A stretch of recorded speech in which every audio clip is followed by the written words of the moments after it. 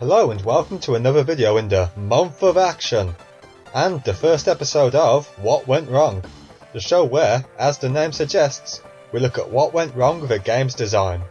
For today's episode, we'll be looking at Devil May Cry 2, and how a change in focus led to the creation of the black sheep of the series. So, without further ado, let's rock. What went wrong? Devil May Cry 2. I May Cry 2.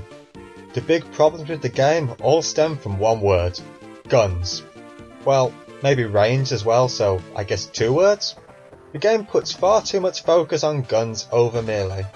The weapon variety is focused on the gun side, with the melee weapons just being a selection of swords only differentiated by stats, which is down from the first game, which had the gauntlets as well. But a focus on guns would not necessarily be a bad thing if the gun gameplay was good, which it's not. The problem is that DMC2 is not a shooter. It lacks the depth of one.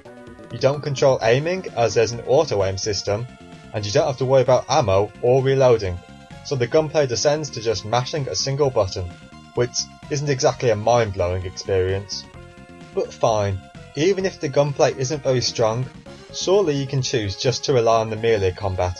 Even if it doesn't have as much variety as the first, that doesn't make it terrible. Except, you can't really. Remember that second word, range? The game makes it unviable to heavily rely on your melee. One of the ways it does this is with the environment size. The original's castle setting often supplied a smaller, more cramped space to fight in, whereas the sequel uses larger environments, which leads to too much space between enemies and enemies being sent flying away from you. This leads to either breaking combos or having to rely on guns to keep it going. And in addition, the auto lock-on has a problem with following an enemy too far, dragging the camera with it, which can be problematic when you are near a group of enemies out to murder you. Of course, to avoid this problem, you could shoot at enemies from afar so you don't get blindsided in close combat. But what's worse is that there are a lot of enemies who are simply out of melee reach, particularly the flying enemies, with there being one especially bad example of a boss that spends most of the fight off screen. That's not even an exaggeration, you genuinely can't see what you are fighting for most of that fight. Truly exquisite design. Of course, that's just the main problems. It can also suffer from some rather dull design, with the environments being rather brown and grey, as well as some bosses being rather unremarkable, such as possessed buildings and vehicles, as opposed to, say, a lava spider that was in the first game. Well, tell a lie. The lava spider is actually reused in 2, as the 3 fights in the first game weren't quite enough. And for some reason, some of the moves that were in the original seem to be missing as well. I particularly noticed the absence of 1,000 stabs.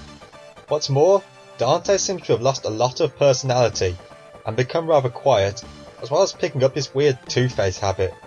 But wait, both sides are the same!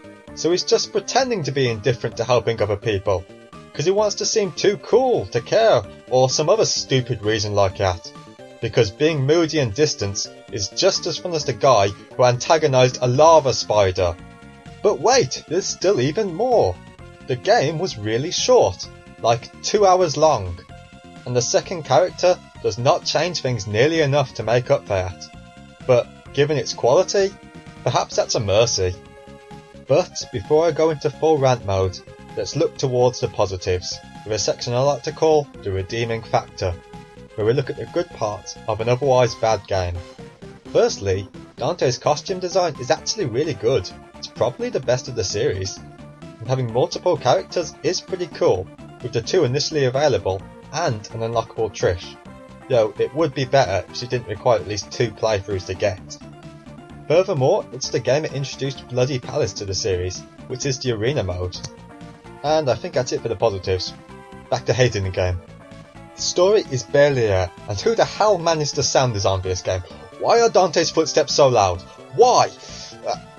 Calm, David. Well, that's it for this video. Thank you for watching. I think we have established that I don't really like Devil May Cry 2. So, I do have a quick question. Why do I have 2 copies of it?